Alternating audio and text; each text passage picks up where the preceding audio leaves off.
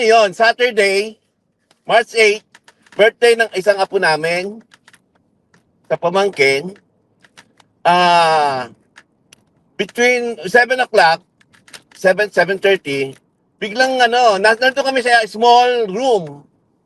Malaking, kasi ang, Noy Pitch, malaking restaurant yan, malaking bar yan.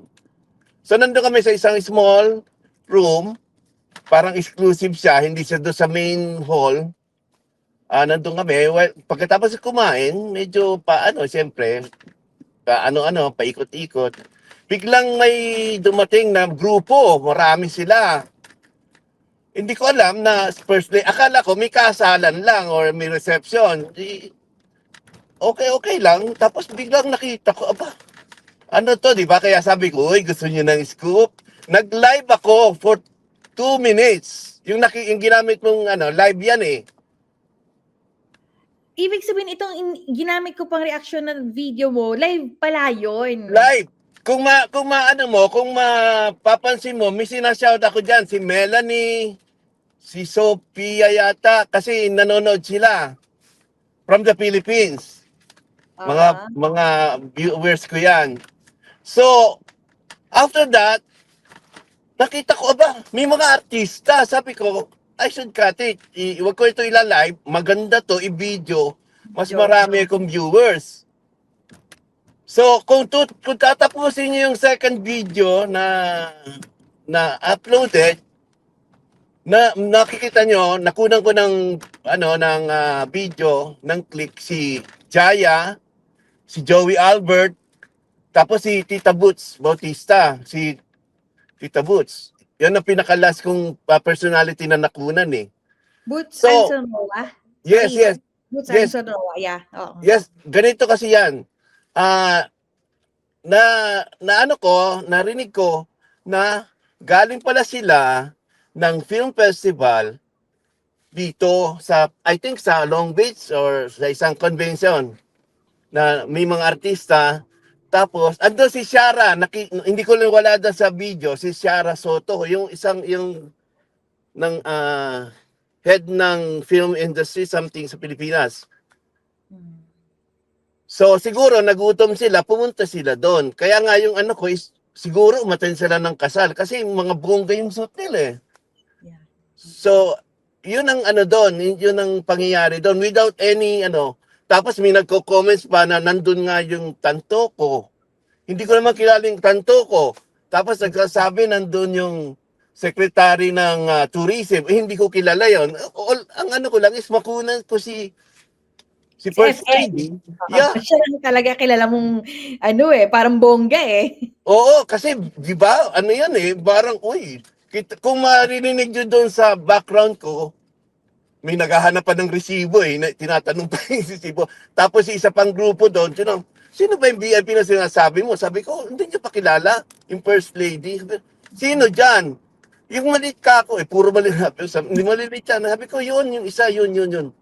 Kaya magulo yung ko eh. Hindi ako professional video, nagbi-video or vlogger. Kaya magulo yung... It doesn't matter.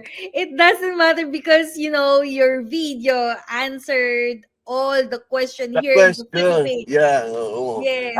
Ang dyan, sa akin, ang analysis ko dyan, yung nangyari is maybe after yung kainan na yan, kasi kung mapapansin nyo, yung towards the end of the video ko, yung sa 10 minutes, wala na wala na yung mga VIPs na kasama niya sa table.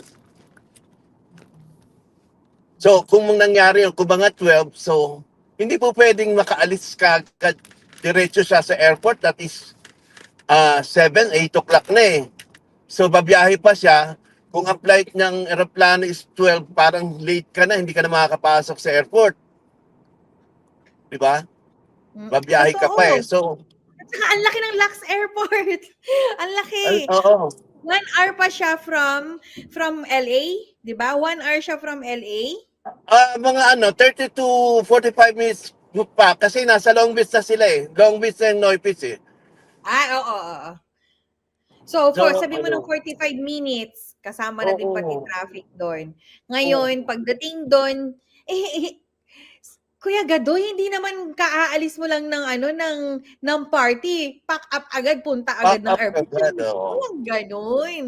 Walang gano'n. Siyempre, meron tayong 3 hours rule lagi o 5 hours Yeah, rule lagi 4 pagdating sa hours, gano'n. airport, 'di ba? So, do'n talaga nahuli itong si ano, si PCO Castro na nagsisinungaling siya. Kasi sabi ko nga, ako alhamdulillah rabbil alamin, yung bago pa kita makita, naghahanap ako lagi safari. Okay. Naka-incognito ko kasi nga hindi ko wala eh, laging updated, puro live, puro picture, ganun. So, Ah, ako mismo nawawalan akong pag-asa. And then you came across my channel. Sabi ko, grabe, thank you Lord talaga. Sabi ko, ito yon. Guys, para sa kaalaman ng lahat, si Kuya Gado, on the night, siya ang kumuha ng video na yon. yes, oo. Na kumakain, si FL katabi si Tantoko. 'Di ba? Oo. Yun din. Tapos, yun yung whole video eh. Yun yung whole video. Pero yung nag-live ka, na nakita natin nakatayo na yung mga babae, 'di ba? Kadarating lang nila nun. Kadadating lang nila no'n, tsaka nagpi-picture taking sila with the girls, mga bisita yun do'n eh. Kumbaga mga ano rin, mga marites lang, mga gano'n. Kasi nagkabiglaan niya, marami kasi Saturday, maraming kumakain doon sa Noy Beach. Oh, tsaka kasi nakita ko yung Noypids, ano siya, Filipino-owned restaurant siya. Meron pang kung babasahin nyo, kung nakikinig kayo doon sa quad ko, medyo may controversy ang Noy Beach. Doon lagi kasi nagmi-meeting ang lahat ng No, ano, no, yung kay Galman, yung general, Dharma. 'di ba na ano yan na medyo parang yung pera is na-divert, may ano siya. Basta ano nyo, i-search nyo yung Noy Naku, Beach. parang lumalalim ata ngayon, magiging alam nyo, guys, okay, ayan, Kuya Gado, itong mga subscribers natin here, mga kapamilya natin, kamaysog natin is also mga ano yan, mga investigador talaga yan. Yes, So, dapat lang. yan. So, ngayon, nagkataon lang talaga na hindi nabigyan ng pansin yung video mo kasi si Whitey kasi meron siyang niche na tinatawag. Baka Okay. iba kasi siya sa ano eh, sa content mo kaya hindi siya masyadong napakita. Kaya Oo. nung na-expose ko siya, guys, mag-follow kayo kay Kuya Gado. Ayan, Kuya Gado, sabi nila, salamat daw ng marami, isa kang bayani ngayon ng Pilipinas. Matagal, ilang araw na kami hindi pinapatulog nitong KFL na to dahil kabi-kabilaan ng edited pictures, videos na pinopost nila. Yeah. Oo. Meron lumabas na taga Beverly na nagpapakita pero walang picture, walang video ni First Lady. Eh yan, ako meron. Ay, oo, yung bald, yung hairs, Yeah, yung yes, yung Bisaya. oo, Oo, yeah. kasi yun natabunan ka nun eh. Kasi siya, sinabi niya dito, ikaw yung Astoria, 'di ba? Astoria Beverly Hills. Yeah, yes. So yun, may nagsabi nga na ito na may na-hold na sila kaya lang wala na ngang video. Guys, papaliwanag ko kung bakit hindi na siya nilagay talaga sa mainstream media. For the sake of tawag dito, discreet yan kasi unang-una hindi naman typical na tao lang ang involved. Yes, Hindi naman artista yan eh. First lady yan, 'di ba? So talagang hindi na yan ilalabas. However, kasi nakita niyo naman, isinabay naman kasi kay Tatay Digong, 'di ba? Oo nga eh. So kung alam niyo guys, siguro maiisip pa nga natin na ay kawawa naman si FL kung hindi isinabay kay Tatay Digong.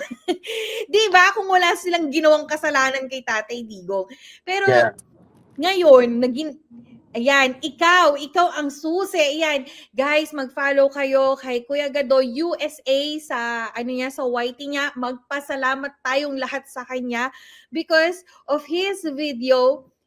Siya ang naging susi. Okay? Kung gusto niyo mapanood yung video na yun, nasa wall niya yung complete detalye. Nakita ko na doon si Jaya. Oh yes, Jaya. Joey Albert. Joy Albert, Boots Anson Roa, sino pa ba yung nakita ko? Shara Soto. Si Tapos Sarah, hindi yun, ko nakuha ng video si Sarah. But she was Lara there. Soto, yung sinasabi mo MTRCB head. Yes, so. Tapos sino pa ba? Jokoy. Jokoy was there? Jokoy, wala to sa party na nakuha ng ko. Wala doon. He's not Pero there. siya, nag-perform siya sa other yung sa Doon sa video. hotel. Doon sa hotel. Maybe before the night yan. Okay. I'm not, ayoko ng fake news na i-claim ko yung mga ganun na wala doon eh. Tsaka walang kakwenta-kwenta yung video ko. Kaya pagtsagaan nyo na lang. Kung ano pa nga yung hindi mo inedit, kung ano pa yung biglaan mo lang nakita, yun pa yung talagang magte-trending.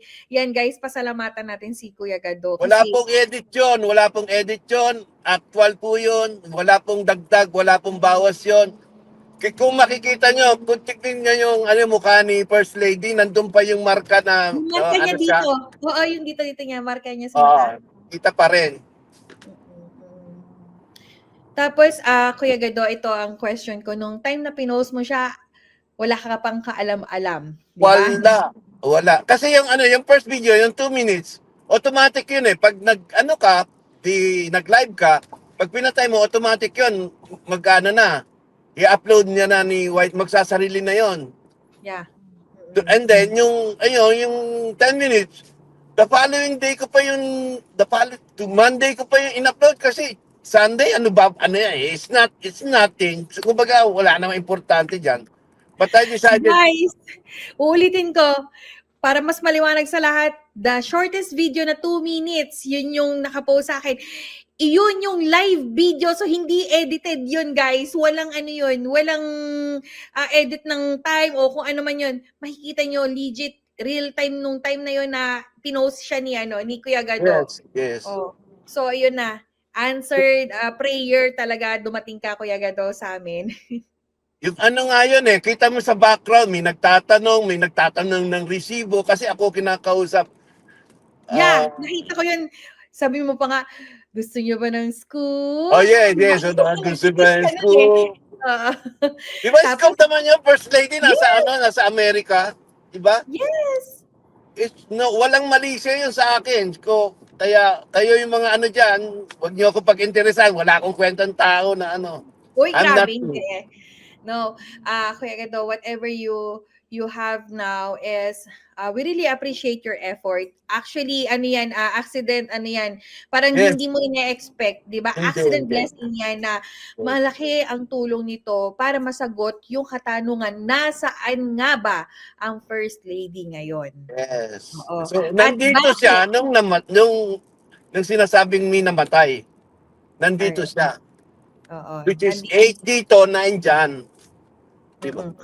So, Kuya Gado, okay. Nung nakita mo, di na i-post mo na yung video, wala ka pang kaalam-alam. Nakita mo ngayon, namatay itong si Sir Pawi Tantoco. Yes. Anong naramdaman mo nun? Binalikan mo ba yung video mo? O naghanap ka kaagad? Actually, yung Monday morning, medyo tumataas na yung views ko. Tapos may nagko-comment sa dyan na, uy, yung nasa kaliwa ni First Lady ang namatay. Ha? So, kagabi ko nga lang ni-review uli na, ito ba? I'm not sure kung ito yung namatay. So, hindi ka pa sure talaga, di ba? Walang. Ang sabi ko nga, maka 10,000 views lang to, masaya na ako eh. Ngayon, kilala ka na lang lahat. Guys, lahat tayo mag-subscribe kay Kuya Gado at supportahan natin ang channel niya. Siya ang makakatulong sa atin sa Amerika. Dahil kasi dito sa Pilipinas, totally zero kami. Zero kami when it comes to FL news. Pinopost kasi mga old pictures, ini-edit na lang. Yun nga eh. Diba? Ngayon, guys, okay, ang conclusion ko dito, guys, ginawa ang tawag dito, pagdukot kay Tatay Digong just to cover up this scandal. Yun. May katotohanan ng sinasabi ni Madam Boljak, Madam Maharlika na nag-aalangan pa ang dalawang lalaki si Romualdez at si Vangag. Pero sa kagustuhan na nga nitong ipit na si si FL, kaya ang ginawa niya, gawin na ang extraction. Yun. So guys, ito, because of Kuya Gado, ako personal po, ako nagpapasalamat sa inyo dahil matagal na po kaming puyat. Ilang araw na mula nung lahat kami nag-iiyakan tayo, alam natin yan, naiiyak na kaming lahat dahil sa hinahinatnan ni Tatay Digong, ni Madam Hanilet, ni Kitty. Si Kitty na walang kamuwang-muwang, kawawa. Yan. Ginurgur talaga. Ikaw ang naging susi sa amin. Kung bakit naman kagabi sabi ko, patulog na ako talaga. Alam niyo ba nung nakita ko yung video mo na March 8, biglang parang nagliwanag yung mata kong gano'n at ay teka, kailangan ko nang i-edit to agad-agad. Kaya sabi ko, maraming salamat sa iyo, Kuya Gado. Guys, magpasalamat tayo kay Kuya Gado. And Kuya Gado, sa tingin niyo ba, ikaw, ano ang conclusion mo sa pangyayari? Bakit ginawa itong pagtatakip kay FL tapos nilabas si Tatay Digong? Meron ka bang naiisip ngayon? Kung yung teorya na pananakip ito, pwede kasi bakit biglaan, 'di ba? Oo. Biglang pag kay tatay, 'di ba? Tsaka dito kasi when it comes to drugs overdose o whatever, kung ano yung pag meron ganun, pag minamatay at kung sino yung mga kasama, talagang i-hold yan. Pa-imbestigahan yan kasi minamatay. O lalo na daw na sa umpisa kasi, I don't know kung how true na overdose ang case. Mas lalong ma-hold yan, i-imbestigahan yan. Shout out kay Kuya Gerald at Vincula, kay Ann Banso, na aking mga loyal na kaibigan ko dyan sa Pilipinas. Small YouTuber lang po ako, hindi ako professional, hindi ako kumikita sa YouTube, wala akong pakialam. Ang gusto ko lang, i-enjoy niyo yung video. Hindi, ganito yan, Kuya Gado. Sa totoo lang, kami dito ngayon sa Pilipinas, struggle talaga ang panonood sa mainstream media. Kaya nga ako mismo, i-impose ko talaga, i-unfollow nyo na yung mga mainstream media kasi puro kasinungalingan na lang ang binibigay. Ngayon, Kuya Gado, kahit nasabihin mo na maliit kang YouTuber o content creator, ikaw ay isa ng bayani sa amin dahil kung wala ka, hindi masasagot itong questions namin na to. Wala yan sa laki o sa liit ng subscriber mo. Ang importante na ipahayag mo, na i-relay mo yung message mo sa buong Pilipino na nagmamahal kay Tatay Digong. Alam ko, isa ka sa nagmamahal kay Tatay Digong, di po ba? Ayaw naman. Solid. Mula pa ng 2016, yung first election. Isa ako sa mga nagrarally rito para kay Tatay Digong. At isa rin ako sa nabudol dahil ilang t-shirt, ilang hoodie yung meron akong BBM. Binibili namin sa rito para isuot. Meron pa akong 3 t-shirt doon. Gugupitin ko yung BBM. Yung Sara lang ititira ko. Dilalabas ang dede ko. Okay lang. Okay lang.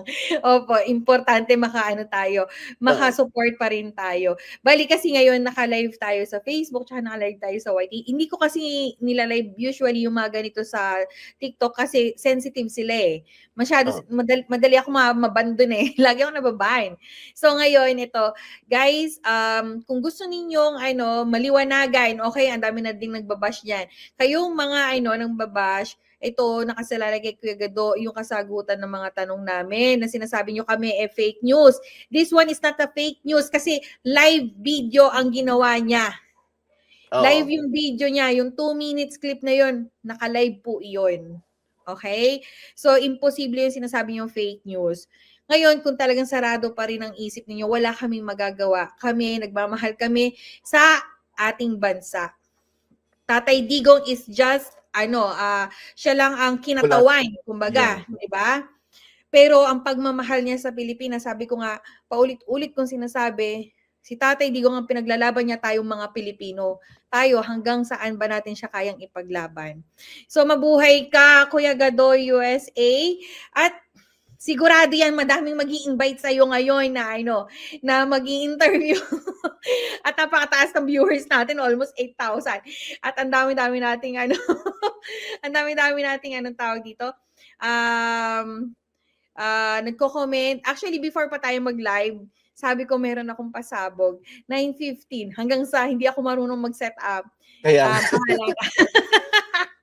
Sorry na. Pero at least naiparating natin sa kanilang lahat at alam ko sabog itong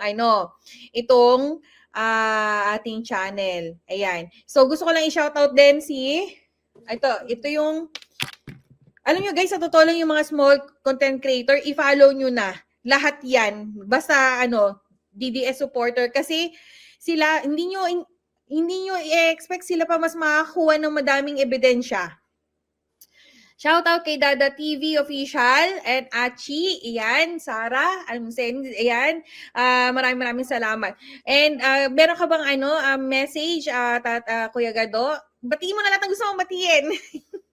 yung mga kaibigan ko dyan, lalo na dyan nga sa Laguna, at yung mga kamag-anak ko, wala naman nanonood na kamag-anak ko sa sa YouTube eh. Anyway, nila to.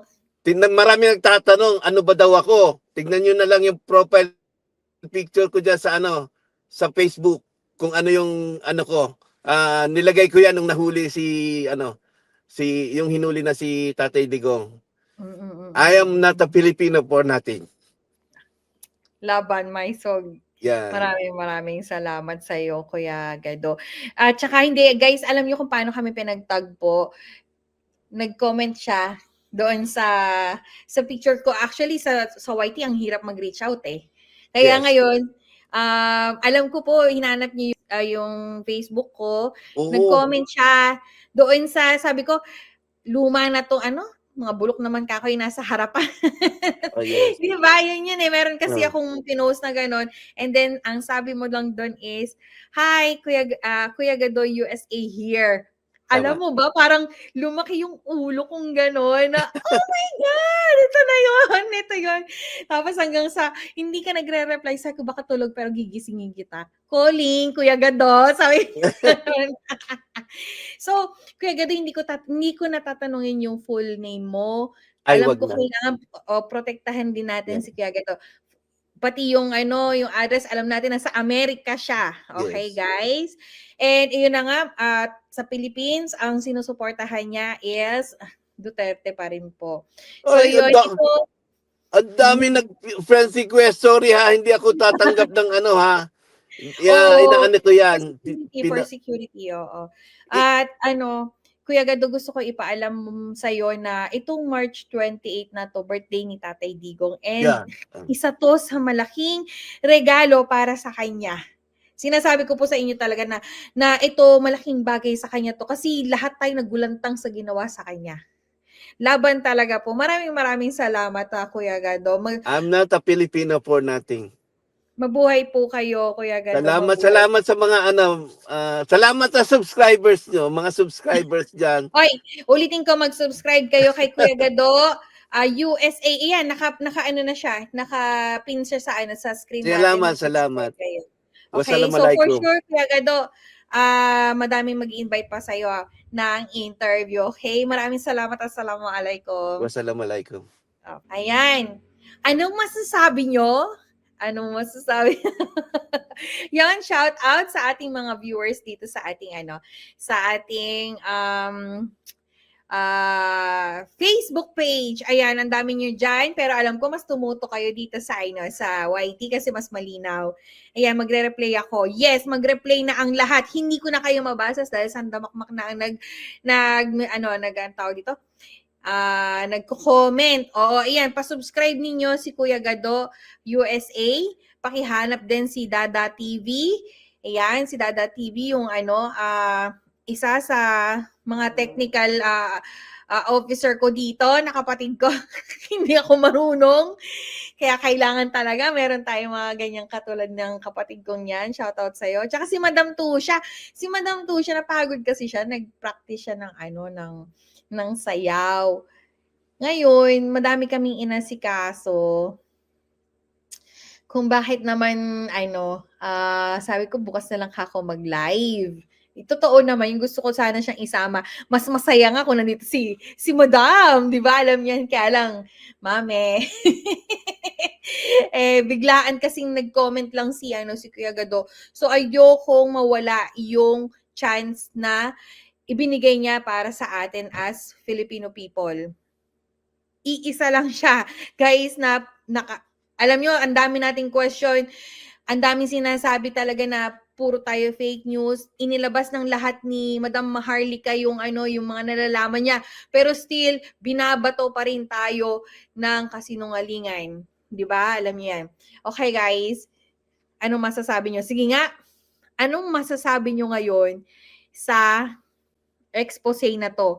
Live video yon ni Kuya Gado USA nung time na nagdi-dinner sila ng March 8.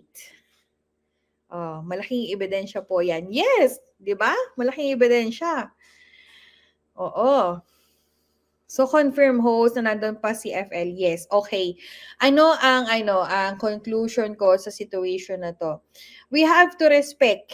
Okay, we have to respect the rules and regulations in America kung bakit hindi sila naglalabas ng any news about FL.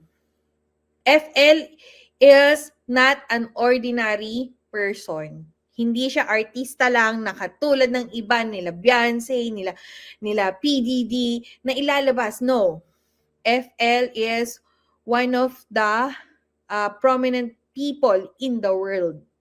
So, hindi talaga siya ilalabas. Okay, we have to respect that. Ngayon, sa Amerika, drug issues, wala dyang bribery. Walang bayaran, palit ulo. Walang ganun. Kung anong kasalanan mo, pagdudusahan mo yan. Ganun siya. Okay? Naiintindihan kung ano ang maging hatol sa kanya, hindi natin malalaman yun, discreet ang lahat. So, ngayon pa lang, i-expect na natin na all throughout these years, hanggat hindi na natatapos ang kaso ni FL, magpo-post lang ng magpo-post ang PCO o ang team niya ng mga edited pictures. Hayaan na natin yung edited pictures nila. Pero ang importante dito, guys, alam natin na kinidnap si Tatay Digong just to cover up her scandal. Yun. Nanggaling na mismo sa bibig ni Kuya Gado USA, gabi hanggang madaling araw nagpa-party-party pa sila. Naka-live yon, naka-video yon, nasa YT niya. And from there, 45 minutes papuntang Lux Airport. Okay? So, yung situation na nahuli tong si FL sa immigration, hindi niya alam yon. Wala siyang kaalam-alam, basta ang alam niya lang, nag-live siya, ipinost niya ang video. Until yesterday, nakita niya yung post ko. Nakita niya yung post ko na nagtitrending. Hinanap niya ako sa Facebook page at sinabi niya nga doon na, "Hi, I am Kuya Gado USA." So, piniem ko kaagad siya. Hindi ako nagsayang ng oras. Kaya sabi ko, agad-agad ilalabas natin to. Ayun. Kita ka sa FB. June Villela. Nakikita naman ako. Nakikita ba ako? Akala ko hindi eh. Oo. So, hindi naka-shared screen kasi yung sa FB ko. Kaya nahirapan akong i-set up kanina. Ay nako, Willie Noche. Paki-bash niya si Willie Noche. Naninira daw ako. Ako pa ang naninira ngayon. Hello, ayan na. Nasa Amerika na nagsalita at naka-live siya para ipakita nung time na yon yung video ni FL. Shoutout from Las Piñas, NCR, June Villela. Yon, Mai Venturina. Pagsuyoin, hello, si Ate Mai, yan, kapatid ni Chai. Hello, sa Maribeles. Ang dami-dami natin dito, hindi ko na mababasa isa-isa ha. Pero yun guys, okay. Ako conclusion ko lang naman doon is, sige na nga, gawin na nga nila lahat ng sinasabi nila na nasa Pilipinas na, ganun. Sabi nga ni Attorney Panelo, ikwento mo sa lela mong panot. 'Di ba? 13 hours from Lux Airport to Philippines, okay? Tapos, ang one day ahead tayo. Kaya March 10 dito, pumalo yung sinasabi na nandito daw si FL. Okay? Tapos March 9 doon. Paano nga magiging March 9? March 9 nakikipag-party pa si FL doon sa, Amerika. Ayan, may live video ng dinner. Okay? So, malinaw na. Nasagot na ba? Okay, paki-comment down nga. Nasagot na ba ang question ng lahat kung nasa Amerika pa si FL? Nananakot si NBI, pati daw yan nag-share. Paano nila? Ano ikakaso nila? Paninira, sabihin fake news. Yan live video. Sige nga.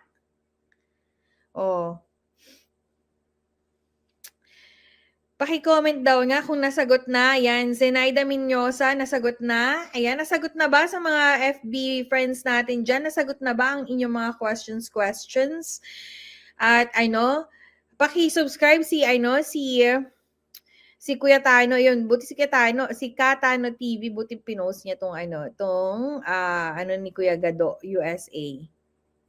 Singhot Sala, saan namin makikita ang live video. Ayan, ang live video, okay, kasi yung nasa akin, guys, is reposted lang siya. Oo, yung ginawan ko ng reaction video. Okay? Yung live video, makikita nyo dito naka-pin comment siya. Pa-subscribe po kayo kay Kuya Gado USA. Yan, dyan yung makikita yung live video niya na 2 minutes live yon. Nandun si F. Okay? So, malinaw na guys. Ha? Malinaw na malinaw.